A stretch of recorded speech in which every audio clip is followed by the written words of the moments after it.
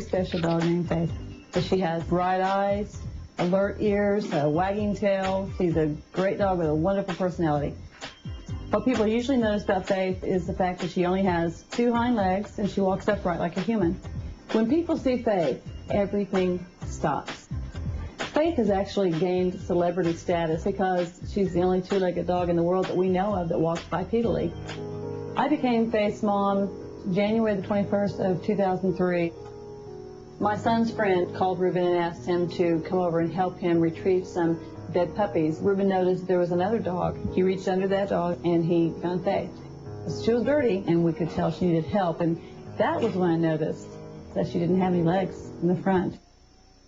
Faith began walking only after she began hopping. We taught her how to hop using peanut butter on the end of a spoon. If she would hop, we'd let her have some of the peanut butter, and she had no idea that she wasn't a normal dog after that. Faith is a part of our family. Faith sleeps right beside me every night. Every morning we wake up at 6 o'clock in the morning to get ready to go to school. She'll even come to the breakfast table to steal a treat for herself. I'm a professor of English and a high school teacher, and sometimes I like to take Faith to school with me. The kids love her. Students think that she's the most incredible, unique dog they've ever seen. After a hard day's work, Faith loves to go to the dog park and meet up with some of her 4-legged friends. She always puts a smile on their face. When I take Faith for a walk, she walks right beside me.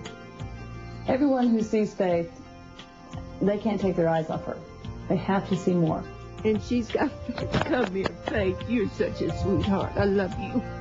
Faith is a very happy dog. Look at her face. Look at that tongue wagging. She loves us, and we love her, and she gives back more love, I think, than any other dog I've ever owned. Faith may only have 2 legs, but she has a big heart. Ladies and gentlemen, welcome Jude and Faith to the show.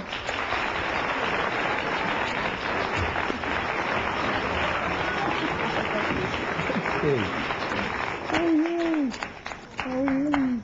How are you doing? She's gorgeous. Talk. Where did you find her? Well, we didn't actually find her. My son's friend's dog had puppies, and Reuben rescued her from her own mother. Initially, when you first got her, you took her to the vet, of course. Yes. And the vet said to you what?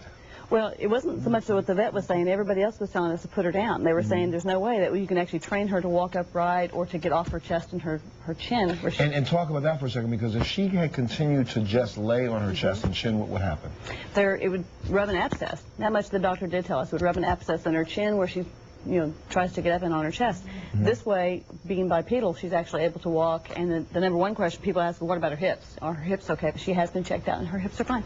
But, okay, so now how did you teach her to do this? Because this is not natural for a dog. No, it's not. And I would have to say supernaturally. We prayed about it a lot, and of course we did work with her. But we actually taught her to hop. It was one of our other dogs who taught her to run. Well, you talked about how you did this in the wintertime and in snow. Explain this for a second. It had snowed, and we knew that it was going to be cold. If we put the dog outside, she had a choice to make. She could freeze or she could hop.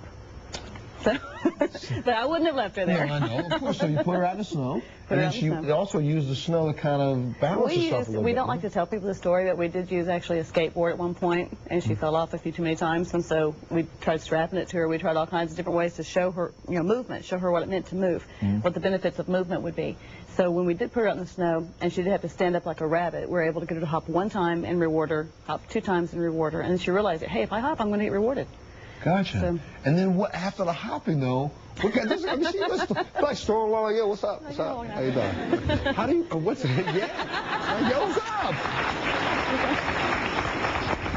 Tell us about the book.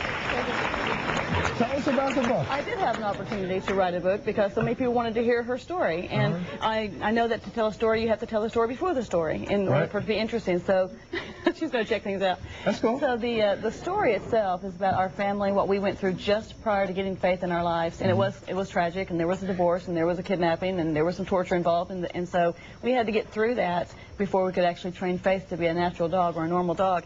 After we were a family again, we were presented with this gift, our dog, and we had to use our faith, we had to use our community, we had to use our church, we had to use anyone who was willing to help us. So wonderful. Well, you know what?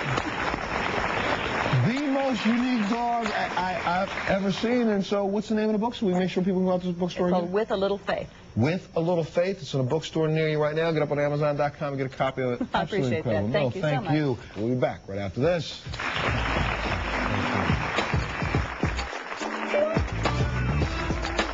I went out in my pajamas, barefoot,